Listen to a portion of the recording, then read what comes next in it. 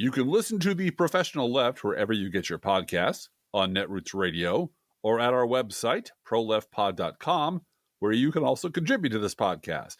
There's a PayPal button at our website, or you can mail us a letter and or a contribution at P.O. Box 9133, Springfield, Illinois, 62791. This is the podcast for the week of February 2nd, 2024. It's not safe for work. Recorded live from the Cornfield Resistance, where we hold our primary 2 weeks after Super Tuesday, so as not to inconvenience anyone. It's The Professional Left with Driftglass and Blue Gal.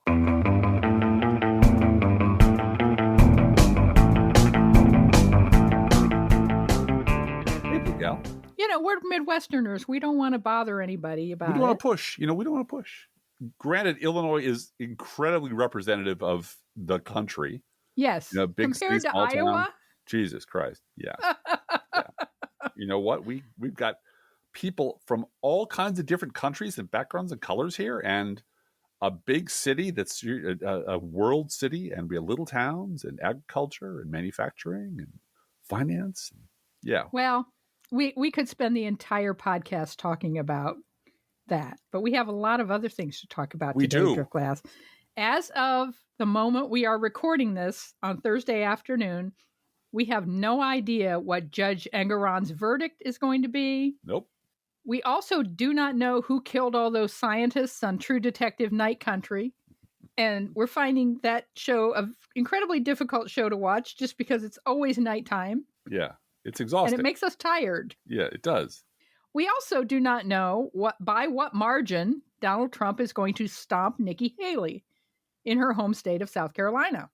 But we do know, Driftglass, that Nikki Haley has a problem, which also happens to be the same problem as every third-party candidate, which you argue she is. She's basically running as a third party inside another party. But yeah, she's running as a third party. And it's the same problem that every centrist, I'm an independent, undecided voter who would rather lose a limb than pick a side also has. Mm-hmm. So Driftglass has coined this, the Nimrata Haley's three-body problem, because Driftglass loves using science fiction analogies. I do. Mathematics. And so this is Nikki's three-body problem, and I want you to explain what that is. It's a three-body problem because Nikki Haley, the three bodies involved are Trump, Haley, and Joe Biden. Nikki Haley wants to beat Donald Trump. Let's assume that to be true. But to do that within a deeply fucked up Republican Party, she also has to prove to the bigots that run the party that she's on their side, that she's one of them, that she sides with them. So she has to run as a virtual third-party candidate inside her own party. One who attacks Trump, but also never fails to attack Joe Biden, the Democrats, almost in the same breath. This is from her interview on The Breakfast Club, which is a Black-hosted radio program. This is Nikki Haley. Honestly, with Biden and Trump, they care more about their investigations than themselves, than they do about what we need to do in the country. And that's every reason why we need to go in a new direction. Ooh, a new direction. This is the question from the host. Why did you vote for them twice if you feel that way about Trump? Why did you feel you had to vote for him twice? And this is Haley's answer. I voted for him the first time because it was clear that our country needed a self-correction. Trump was good at breaking things. We needed to break some things. We needed to rattle the cages. And then, the second time I voted for him, as I didn't want Biden, I saw that Biden was Obama 2.0, and I didn't want to take that chance. And when it comes to the racism within her Republican Party, she immediately pivoted to blaming Barack Obama. Yahoo News recalls the rest of her interview. With Obama, if you go back, and the question wasn't about Obama, by the way. No, it wasn't. At all. It was about Biden. Well, with Obama, you go back, that's when we really started to feel the division. Everything was exaggerated with the Obama administration. It became more about gender. It became more about race. It became more about separating Americans instead of bringing them together. Obama made Americans feel boxed in, said Haley. Everybody is at fault. I'm not saying one person did this, but I'm saying that under that administration, it really did cause some, people felt like they were being put in camps through that administration. While Haley says Obama stirred up the racial divide in the country, she's maintained that the U.S. has never been racist. We're not a racist country. We've never been a racist country. Yeah. Remember when Haley said that? I do. And I believe that response of hers was in a reaction to the host saying, yeah, because of the white supremacists, right? No. Yeah, it was right. Obama. If you go back to Obama, and I think it's really important to point out, this is exactly the same strategy that Chris Christie failed to pull off early on, but which almost no one but you and I, Blue Gal, talked about. All the very serious pundits at the time were very thrilled that Chris Christie was going to go after Donald Trump because nobody else was going after Donald Trump. So Christie, my God, look at him go after Donald Trump. What aired on CBS from Christie's town hall was a carefully edited version of what he said that showed only that part, only him going after Donald Trump. And they all cheered. But before that, before going after Trump, Christie explicitly blamed Barack Obama for all the divisions in the country. And after he went after Obama, he added, oh, by the way, Joe Biden is just as bad a choice as Donald Trump. Same goddamn thing. Nikki Haley has to keep the hatred of the people who hate Barack Obama and who hate Joe Biden on her side, the bigots. But she has to pretend to be against Donald Trump, which means she has to be the sensible centrist. She has to be the one in the middle.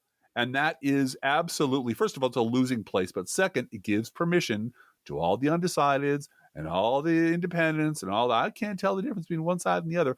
Permission to just check out, which is exactly the wrong thing to do.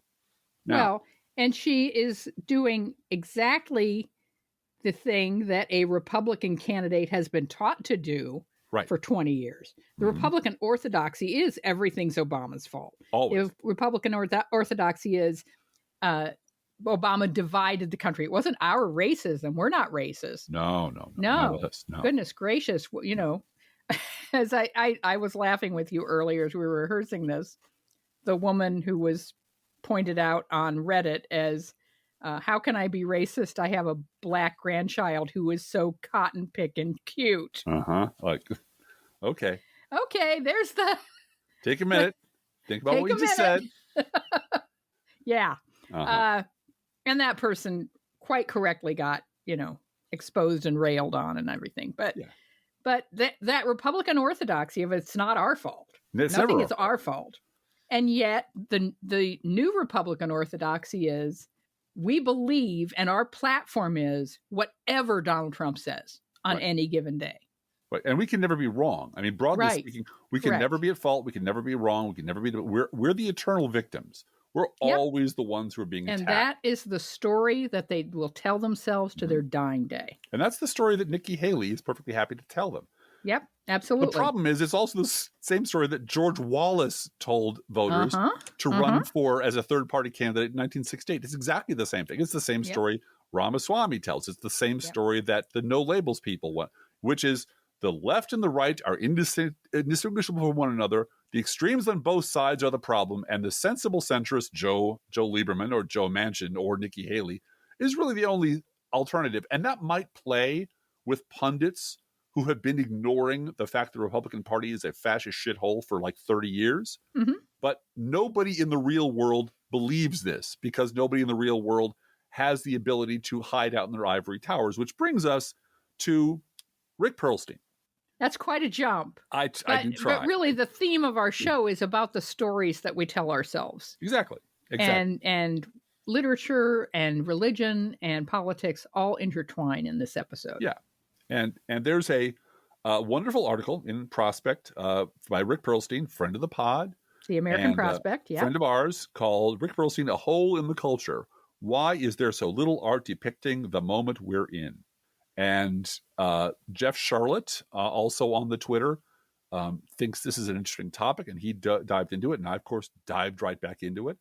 There's a little quote from the article that if you want to study on a subatomic level marriage among hyper-educated and affluent Brooklynites, American literary fiction has you thoroughly covered. Career versus family in alternate timelines in the Upper East Side of Manhattan. Yes. Yeah. The ascent of fascism that could sweep it all away, not so much. Yeah. And here's my problem with that.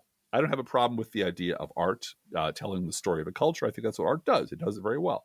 The problem is that I got into not an argument, but kind of a faculty lounge debate, which I really enjoy, with a guy named Dave Malouf on Twitter.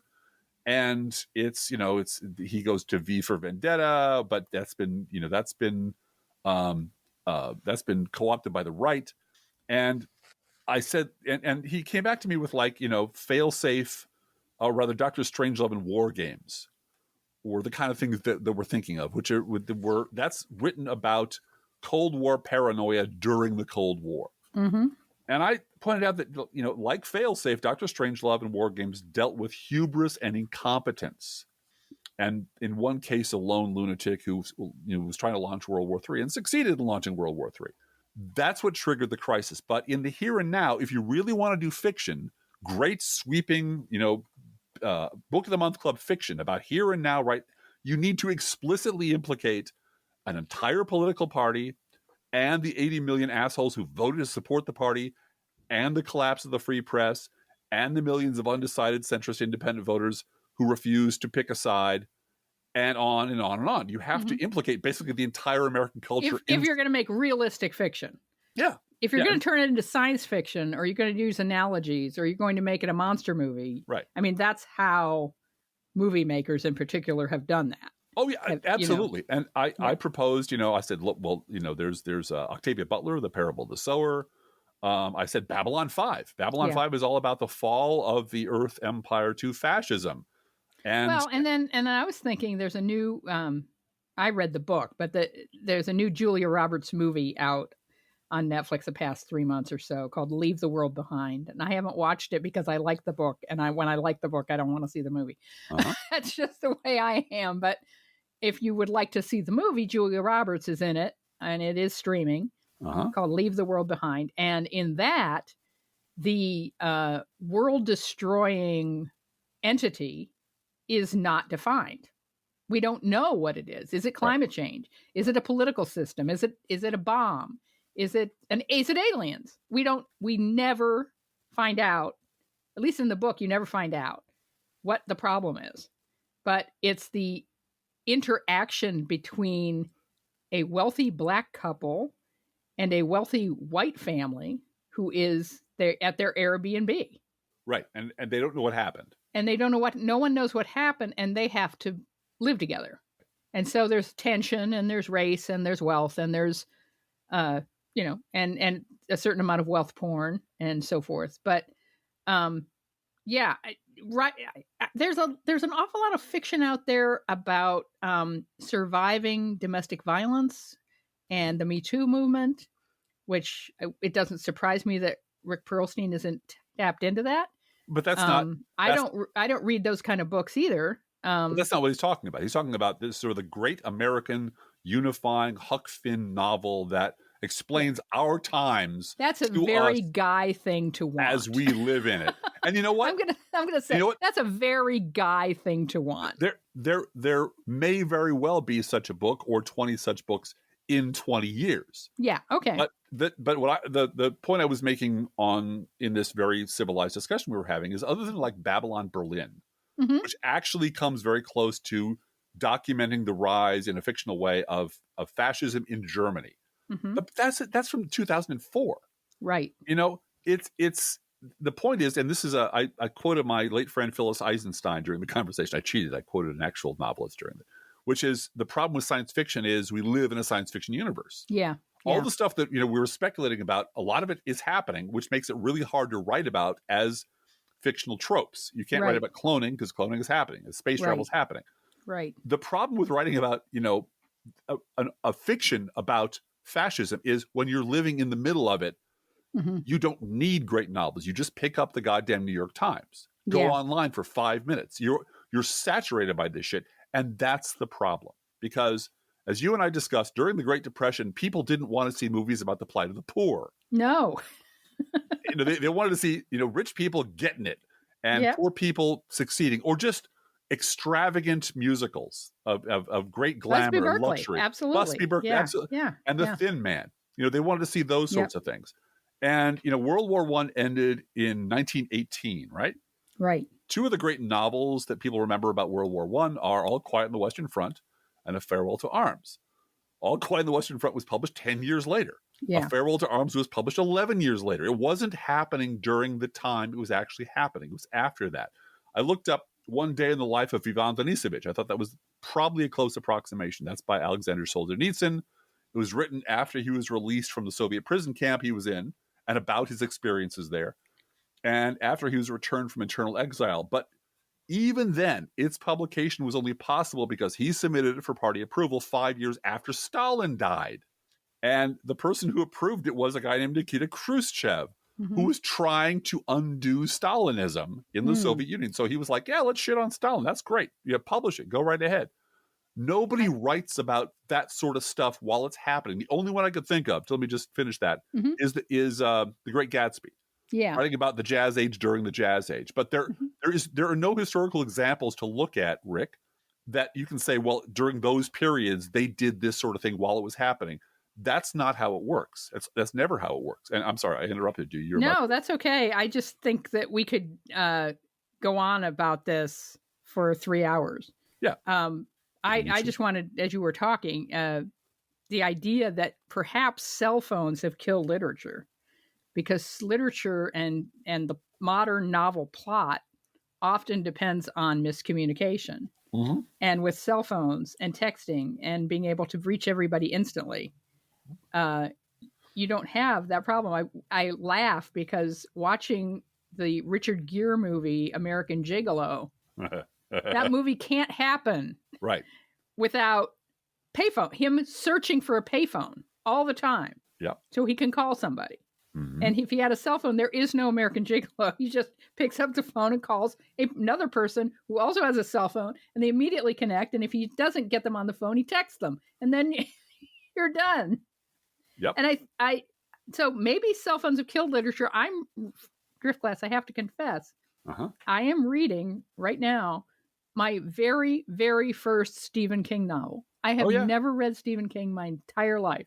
Oh, I recommended The Dead Zone as an example of the rise of fascism in the United States. Yeah. Now, that was 35 years ago, so it might not count. But what's your first? I'm reading a book called Billy Summers, which is the story of a hired killer, a person who is an assassin who only kills bad people, but he is a hired killer, and it does take place in modern times, and a big part of the plot is him having multiple cell phones and destroying them in the process of getting away from cops, making sure that it's a clean break from the moment that he shoots the bad person. He puts the gun down, he leaves the scene of the crime, and while he's leaving, he's breaking cell phones apart. He's taking the SIM cards out of his cell phones and putting them in the microwave at the office where he is. And so, that process, you can just see Stephen King going through this of, how am I going to make it so that he is not reachable by the people that might want to get revenge on him or whatever. I don't want to give the whole book away, but the destroying of cell phones is a critical part of this book. And so maybe that is one of the answers for Rick Perlstein. It's one of the reasons that we don't have great American novels coming out. First of all, they don't pay at the moment. That's kind of important that you mentioned that. There's anybody no money can self-publish in a moment, their journals or their thoughts or whatever. And so everyone's reading on their phones and not reading the Middlist. The Middlist isn't there anymore. And yet there is word of mouth. The Colleen Hoover novels, which I've never read also, but they're incredibly popular, and they're stories of domestic violence and overcoming that and so forth. And pure booktube, the internet, word of mouth has made that author a millionaire. Yeah. Well, if you go back a little bit further to something like Vanity Fair, I think, which was written as a brick to read during the winter months when there was nothing else to do. That's why the books are so goddamn big. It's because they were written as winter family entertainments for snowbound, Englishmen and Frenchmen. In chapters that you could read in half an hour out loud to your family next to the fire. That's why they're so detailed and there's so many words in them. The Tale of Two Cities was not written during the French Revolution. Believe it or not, it was written long after, and it was written in episodes. And I just want to recommend to people who want to continue this conversation or continue this thinking, there's a wonderful movie called Sullivan's Travels. Yes, it is a good movie. Which is Joel McCrea. And Joel McCrea is a rich screenwriting dilettante who makes the studio a lot of money. And he wants to write a book that tears the lid off of poverty and suffering. And at some point, one of the people, the more practical men who work in the studio, says, "What do you know about suffering? You don't know anything about suffering. You've never eaten garbage. What do you do?"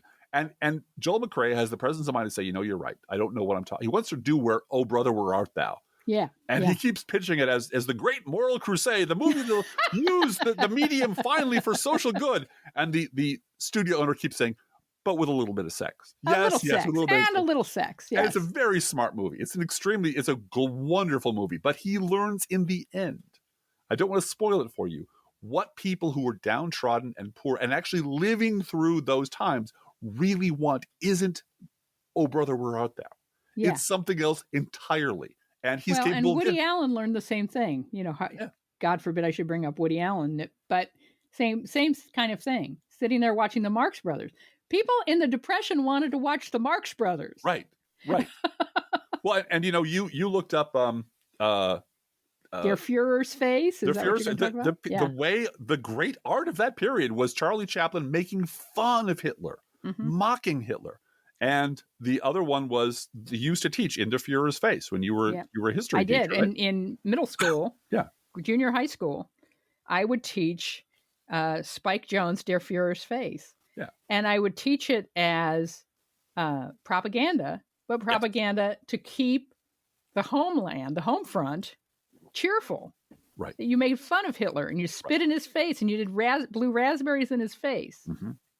And I also brought it up as I put it in line to introduce it by saying Harlem Globetrotters and how they have multiple basketballs on the field of play in the court. And then all of a sudden they have one. And you know how much they have to rehearse to do that. Mm-hmm. And then I talk about the Wizard of Oz and the Scarecrow. And that the Scarecrow is played by one of the greatest dancers in Hollywood. Right. Because you have to walk like you don't have any bones in your legs. That's right. And that's hard. It's really hard. And here comes Der Fuhrer's face, where these guys are walking down the street in long underwear, playing clown music. Uh-huh. And they are not missing one note. Every single one of them is an incredibly professional musician. And yet they're playing, they have a raspberry horns. I was going, throughout to say that to Hitler. Right. But it's a professional band. And so, I taught that. And it's critical to how we dealt with the terror that Hitler was taking over Paris, for God's sake. At the time. At the time. Yeah. Yeah. Yeah. Nobody was writing about that. And we're going to spit in his face and make fun of him. Yeah. And the last example I'll give is probably not quite appropriate, but it's the Bible. Yeah. In the Bible, there are like 5 apocalyptic stories, 4 or 5 apocalyptic stories. Right. An apocalypse, for those of you who don't know, you're all smart. You know what it means. It doesn't mean anything other than things that are revealed. Mm-hmm. It doesn't mean the end of the world. That's a modern interpretation. Apocalyptic just means encrypted, encoded things that are revealed to the elect. But you know what? They were never written about oppression and slavery by the people who were currently oppressing and enslaving them, because that gets you killed. Yep. So you don't write about the Romans are fucking us up. You write about the Babylonians. Yeah. And you talk about the beast with 7 horns and 5 legs, and everyone knows what that means, but you don't say it out loud because that gets you killed. But you don't talk about the period you're in. You talk about the previous period of suffering. Absolutely. Because during that period, writing about that, the Pharaoh will cut your head off, or the Babylonians will kill you, or the Romans will crucify you. So you don't write about that shit.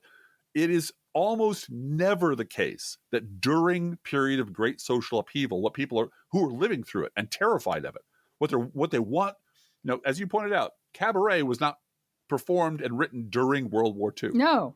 It was in the 70s. Yeah. It is. So I'm looking forward to the great historical novel 30 years from now, 20 years from now, or about when, these times. Yeah, and it's going to be when Meemaw and Pawpaw, the Trumpers, are dead and buried. Right. That's when it's going to be. So Yeah. I hope this has been Literary Corner with Blue Gal and Drift Glass. And don't forget how many pot boilers are in the Bible, too. Oh, yeah. Fathers betraying sons, sons betraying fathers, Yeah. mothers losing their sons and finding them again. Drunkenness, incest. What? Incest. Yeah. Oh, yeah. Nonstop. And a whole bunch of cruelty brides and husbands idiocy. and weddings and funerals. Oh, and, yeah. It's a soap opera. It really is a soap opera. It is. And it's to keep the interest of the listeners because it was an oral tradition. So, all right. So, yeah, we've done all that. Now, people come to this podcast for some politics, Drift Glass.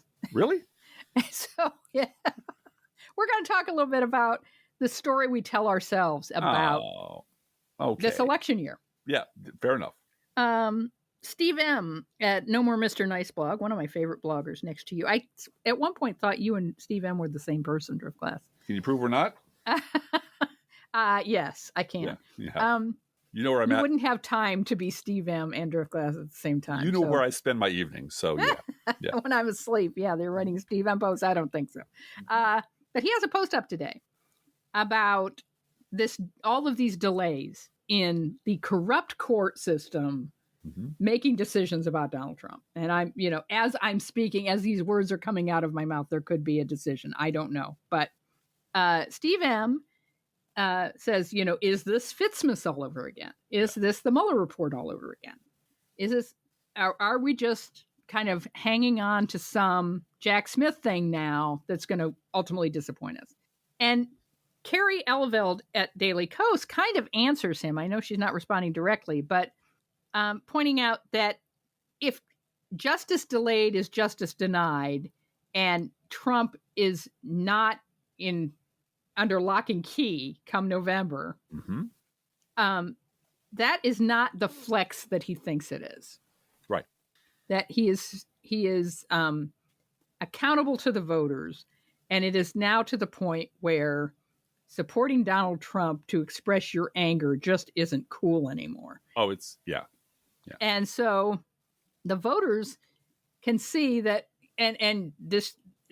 I think Carrie Elveld is making the argument that the Democrats should be saying, look, the courts aren't holding him accountable. It's up to you voters to hold him accountable. No more hiding. No more hiding. Out. So take it out on him. Take Roe v. Wade, take it out on Trump. And you can take it out on the right-wing courts as well by voting for Democrats. And I think that that's a good message. And they know that message is effective because it has worked in 2022 and 2023. And then there are the stories that conservatives appear to be telling themselves, or at least allowing to be told via their information networks. Oh my God, Taylor Swift is a psyop. The Taylor Swift meltdown is a psyop. Yeah. It's coming from the right, and it is absolutely in order to distract from Trump's loss last week to E. Jean Carroll. They can't mention E. Jean Carroll's name anymore. Trump can't, and so they can't. And so Taylor Swift is tailor-made to distract everybody from the fact that Trump has to pay $83 million. And on this Taylor Swift thing, I'm absolutely with New York Times columnist Michelle Goldberg, who's one of my favorites. She pointed out that country music turned pop music is supposed to belong to conservatives. Yeah. And all of a sudden, with Taylor Swift, the number one star in the world, it isn't. And NFL football is for conservatives so long as you ignore the voices of black players until you can't ignore the voices of black players. And when that happens, we're going to boycott about Colin Kaepernick and his treatment of the U.S. flag and the pledge and the anthem, which is somehow all of a sudden terribly important to us, even though we conservatives can't sing all the words, right? Yeah. And notice that Kaepernick still isn't playing football. Yeah. But all these boycotts and all of this switching from, Bud Light to the NFL to NASCAR over the Confederate flag. Black Lives Matter. Black Lives Matter. DEI. That's the latest one. And it's all just a way to say the N-word. I'm sorry. That's what it is. They're coming for your stone. BLM and the critical race theory And now it's DEI. You're just saying uppity black people. But all those boycotts prove that conservatism is just that continual rechurning of the same story of we have a right to be terrified of that. That is the enemy. And it's not a fever that's going to break. No. Again, Steve M points out, and I'm quoting him, future cult activities will look like, and he calls the Taylor Swift thing Tayanon, or the critical race theory scare, or the trans teenager scare, or the border scare, on and on and on. Trump might be gone, but this cult activity won't rely on him because on the right, crazy always wins. Yep. And I would add to that, the story that they tell themselves is, we are the victims. Always. Yeah. And we should be in charge. God wants us to be in charge. Don't get me started. We need to do a whole other podcast about theocracy. Yeah. Between Lent and Easter, we will do that. I'm giving up political podcasting for Lent. So. No, you're not. But speaking of the stories people tell themselves, at some point, stories solidify into concrete barriers that you cannot overcome unless you really want to make a personal sacrifice. And I want to bring up the case of Senator Shelley Moore Capito, the Shelley Moore Capito capitulation. She's a senator from West Virginia. She's been in office since the 1920s, I believe. No, not she's that long. She's 800 been years a long old. time. She's been a very long time in a state that she's a Republican, obviously, in a state that Donald Trump won by 800 points. So, but this was her on the subject of Donald Trump shortly after January 6th of 2021. The actions and reactions of President Trump were disgraceful, and history will judge him harshly. Harshly, I tell you. Very harshly. This is her on the subject of Donald Trump on January 27th, 2024, just last week. Today, at the West Virginia GOP winter meeting lunch, I announced my support for President Donald Trump. During President Trump's administration, our economy thrived, our nation was secure, and we worked to address the challenges at our border. Boom. Now, all Republicans are cowards. They're all craven. They're all liars. They're all freaks, and they all deserve to burn in hell. That's just a given. That's the baseline for this podcast. You don't have to be shocked by another Republican senator stabbing the country in the back because she's terrified of Donald fucking Trump and she doesn't have the guts to do the right thing. Even though, a couple, 3 years ago, she was very clear about what the right thing was. So what changed in this particular case? This is from WSAZ, News Channel 3, November 29th, 2022. Dateline Charleston. State Delegate Moore Capito, the son of U.S. Senator Shelley Moore Capito, has announced plans to run for West Virginia governor. Oh, that's right. It's a family business. And Shelley Capito wants her kid to have a future in not just politics, West Virginia politics. And that future would be snuffed out if she refused to endorse Donald Trump. That, as far as I'm concerned, is exactly why she's doing it. She's doing it because she wants her kid to carry on the family business, and that kid would have the shit kicked out of him if she didn't say nice things about Donald Trump. Now, never underestimate the prevalence of political nepo babies and the power of dynastic politics. We see it right here in Springfield. Right here in Springfield, there are the sons and grandsons of good green eye shade, Jim Edgar, Jim Thompson Republicans who are all, we all got along in the 70s and 80s. Well, their kids and grandkids are now sporting Trump jackets and supporting Donald Trump and are bundlers for Trump. And their kids are getting onto the Trump wagon because that's how you get on the ballot in local politics. That's how you win in local politics. That's why the Sangamon County GOP brought in scumbags like Charlie Kirk and Kellyanne Conway and Corey Lewandowski to spin up the locals, because that's who Republicans are now. And if you want your kid to go into the family business, you cannot cross Trump. We see it with Saint Adam Kinzinger, America's favorite superhero, who refused to walk the walk when he had the opportunity to do so and actually run against a MAGA Republican opponent in his new congressional district. We had redistricting in Illinois. He was plunked into a district with another Republican who was also in office.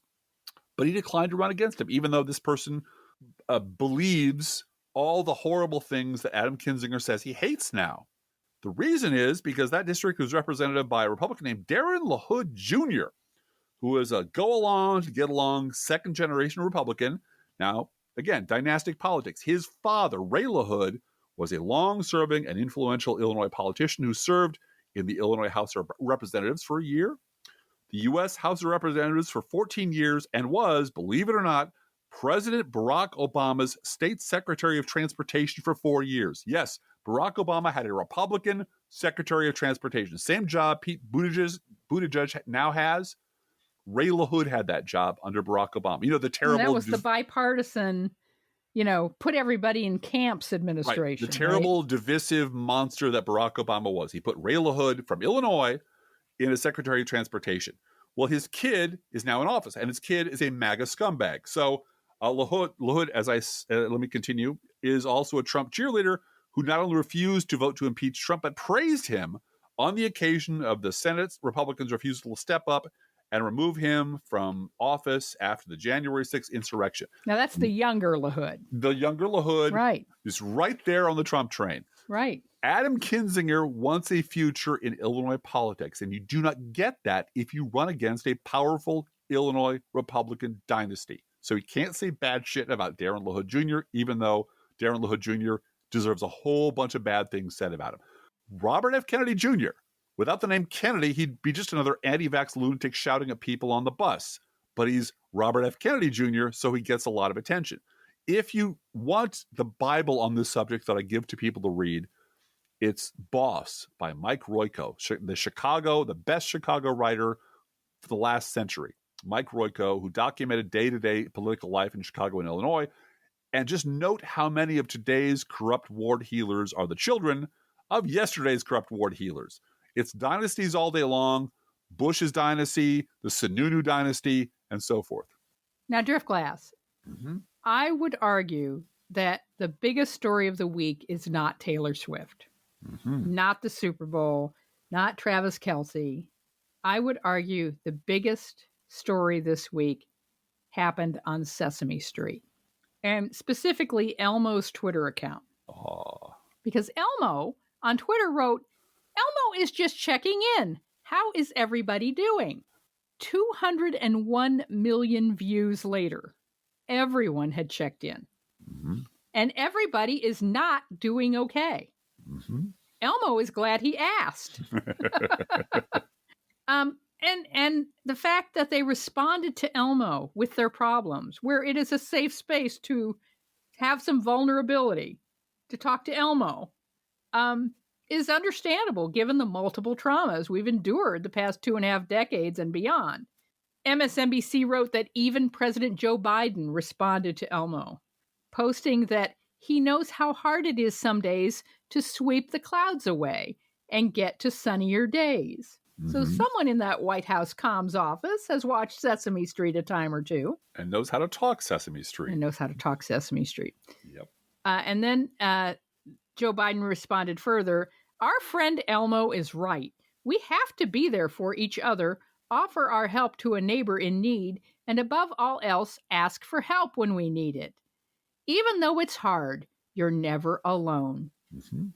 Elmo's post and subsequent response was a palpable reminder of why those challenges are best faced together as a community rather than individually via the quintessential, unsustainable, pull yourself up by your bootstraps mentality that has plagued American culture and continues to define U.S. adulthood, MSNBC wrote.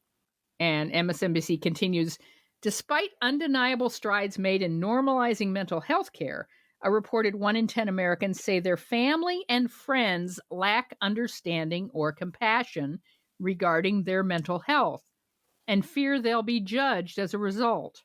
Knowing that Elmo, Oscar, Cookie Monster, Grover, and the whole gang wouldn't dare to judge us for our atrocious mental and emotional state gave us all permission to be earnest on Maine. After all, Sesame Street was built on kindness, and that's what I meant by responding to Elmo as a safe space. Yeah. MSNBC continues, of the outpouring of feelings on X, a Dr. Spiel said, people may have drawn upon their childhood feelings of being seen and heard. allowing them to tap into what they are facing today as adults. Elmo also evoked the power of collective storytelling. There's those words again. Which studies have shown to be a beneficial way to process trauma and other negative experiences for older children and adults, Dr. Kern said. For older children and adults, we can find a lot of benefits in storytelling, especially when we have a shared trauma or similar experience, she added. This helps us to see that we are not alone, and that if other people are able to overcome these situations, we may also be able to overcome them. It wasn't just that a Muppet cared enough to check in on us. It was that so many of us responded, creating an online environment that felt warm and welcoming enough to respond honestly and cloaked in the security found behind a computer screen. And this article ends with, of course, it's not the responsibility of a puppet to adequately address and potentially fix the country's mental health crisis. And that's where I sort of part with the writer of this, because I don't like calling a normal response to all of the trauma that has gone on, whether it's the crash in 2008, the election of Trump, the COVID-19 experience that all of us went through. Mass shootings every every 5 minutes. The Yeah. number one killer of children in the United States is a gun. And, we don't talk about this. And please, seek help. Your life really does matter to me and to Driftglass. And it matters just in general if you are feeling that. I have been there. I have been through severe postpartum depression where my doctor intervened and needed to stop me and get me on medication so that I would not do harm to myself. So I've been there. Your life matters. But to call our mental health condition a crisis, the lack of access is a crisis, yes. Yeah. Yep. But feeling that your mental health is suffering these days is perfectly normal. Yeah. And through one lens, we are continuing to survive multiple traumas daily. Turning on the news can be traumatic. What has happened in having to watch what's going on in Gaza is just what that does to your mental health can't be measured. And through a better, higher, more Elmo-like lens, we are here for each other. And we have more ways than ever to reach out and help each other. We do have technology to do that. It's important not to stay isolated because Elmo cares about us. And we care about our listeners. Yes, we do. President Biden cares about us. Jesus saves, if you're into that. If you are into prayer or tapping into a higher power through yoga or whatever it is that connects you to a more Strength. peaceful plane, go for it. Yeah. The important drinking hasn't started yet. That's right. I'm always saying that. I like, if you don't mind, I'd like to add that I believe the inverse is also true. There's a quote from Memento. Remember Memento? Yeah. Something about if we can't remember, we can't heal. Yeah. And there are so many people on the right who are fighting so hard not to remember their past. Well, not just the right. The whole corporate media structure is designed. I'm not denying that. Yeah. I'm saying that there's an industry in this country built on lying about the past, denying the past, pretending the past never happened, or drawing artificial lines and saying, yeah, things are bad, but they only started 2 years ago. They only started 4 years ago. It wasn't my fault. And that is incredibly corrosive. That's why it drives me crazy when our allies, supposed allies, keep insisting that, the timeline is 2016 and beyond. Anything before that is off limits. No, all that stuff was incredibly traumatic and incredibly formative, and we don't talk about it, so it festers. And it gives people who want to deny the past strength, because once you tell people ignore everything that happened before the monster showed up, you ignore the conditions that created the monster. Yeah. And you let the people who created the monster off the hook to do it again and again and again. Well, it's not their fault. No, it wasn't their fault. Yeah. Speaking of that, Yeah, let's do a news roundup, Drift Glass. Speaking of people who deny the past. Oh, speaking of trauma. Yeah. Not. After 5 long years fighting against the rise of Donald Trump, Mr. Charlie Sykes of the Bulwark is retiring. He wants to thank everyone for all the hard work they did. He thanked Bill Kristol for organizing it. It was just a plucky startup a few years ago, and they've turned it into a massive media enterprise that employs dozens of people and is constantly present on MSNBC. I wonder how that happened. But Charlie Sykes would like you not to worry because he says he'll still be on MSNBC. Don't worry about it. He'll be, Zooming from his house whenever he feels like it, whenever they need someone to sit and, talk about shit. I am currently writing a post about that because he has Joe Klein on his current podcast. And Joe Klein it took him 5 minutes before he pivoted to, but the Democrats. Oh, brother. And Joe Klein said, I'm an equal opportunity slagger, Charlie. And then Charlie later talked about how everyone goes into their tribes now. And everyone goes into tribes. And Both tribes are a sides. thing. And it's both sides. I'm like so fucking sick of this guy. And I'm so fucking sick of him being valorized as an ally. He's not an ally. He's there to lie about the past. And he really wants to hang on to his center-right credentials. Because once Liz Cheney... But podcasting is too hard, Drift Glass. It's too hard. After podcasting for 14 years and blogging for nearly 20, I'm like, yeah, okay, go ahead, take a bench. I understand it's hard work repeating the same thing over and over again and having guests on and going, tell me more about that. But, and at some point, I guess he ran out of material to rip off from liberal bloggers to turn into Bulwark's shit. But, go ahead and rest. That's fine. That's great. I don't begrudge you that. But I am so tired of people valorizing people like that who are, and you go on the X, the Twitter, and it's just hundreds of, oh man, nobody else tells the truth like you, Charlie. Oh, we missed you so much. And that's fine. That's okay. But really, really getting into the depths of how we got here, that's what I would like to see us do. And I know the media can't do that and won't. And I know that I have to wait 20 years for a novelist to summarize our era and lay out all the players. It's like, you know what? Okay, you're tired after 5 years. Believe me, I know what you're talking about. I've been doing it for 20, and I've been talking about long before that. And the madness goes merrily on. So farewell. Enjoy your retirement, Charlie Sykes, and enjoy your ongoing MSNBC paycheck. Just to get it out of our system, here is all the Taylor Swift stuff in one shot. Taylor Swift has not endorsed Biden yet, but Trump and his MAGA allies nevertheless declared a holy war on the singer-songwriter. Fox News host Sean Hannity urged Swift to think twice before endorsing Biden. Months after defending Swift from conservatives for hating on her and her relationship with Kansas City Chiefs tight end Travis Kelce. Several pro-Trump influencers and conspiracy theorists claimed that the NFL is rigged, including Vivek Ramaswamy, noted NFL expert, in order to spread Democrat propaganda with the unneeded and unwanted Taylor coverage during the broadcast. I did transcribe and post at Crooks and Liars the Cowherd monologue from Colin Cowherd, where he talks about the fact that Taylor Swift is on for about 18 seconds per game. Yeah.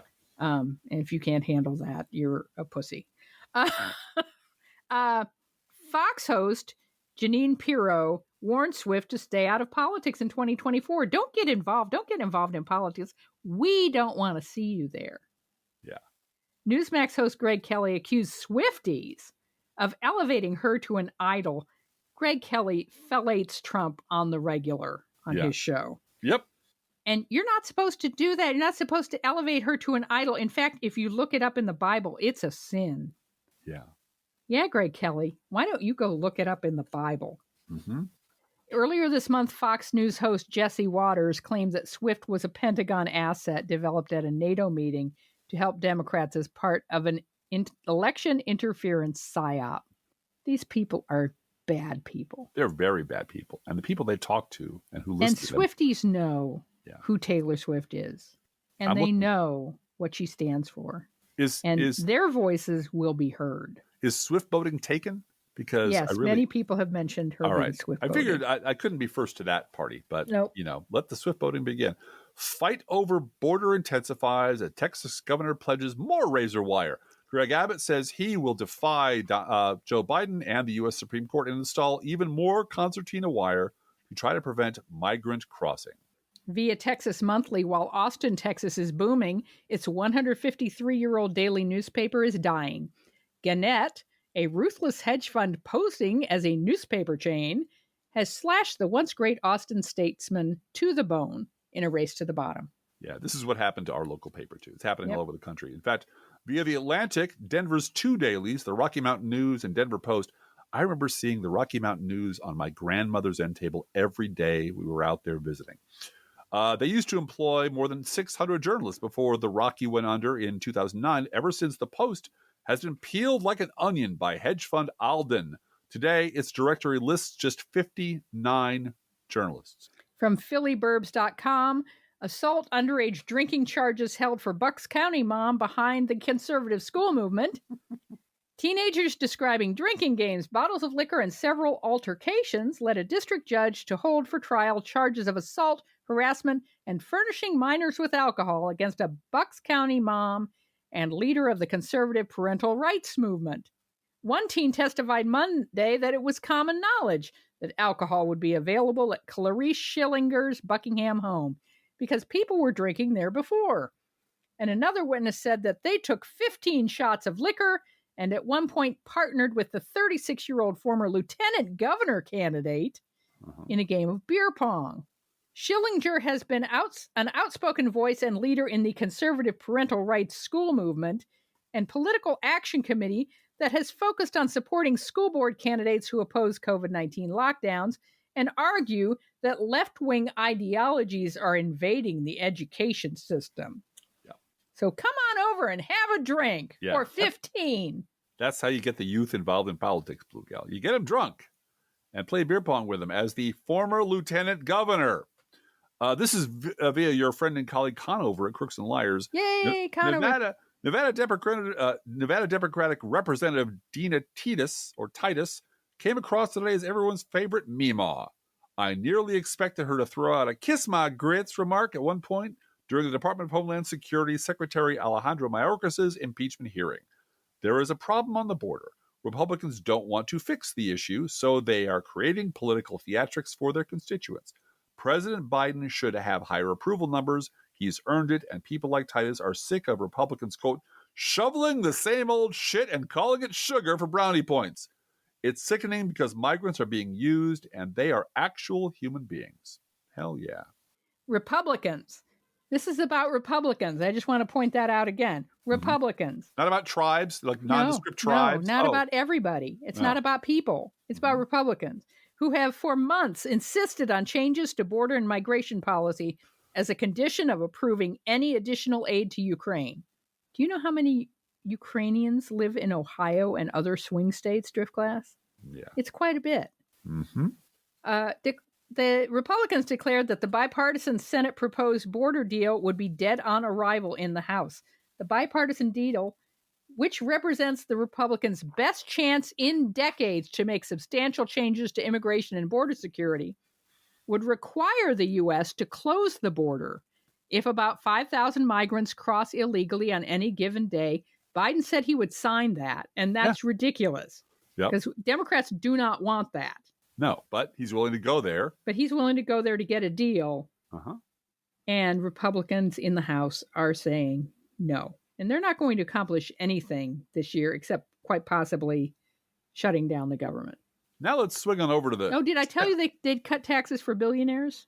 Oh, really? Yeah, that's fucking awesome. That's just great. They're so awesome over there. Let's go to the Senate and see what Mitch McConnell's up to.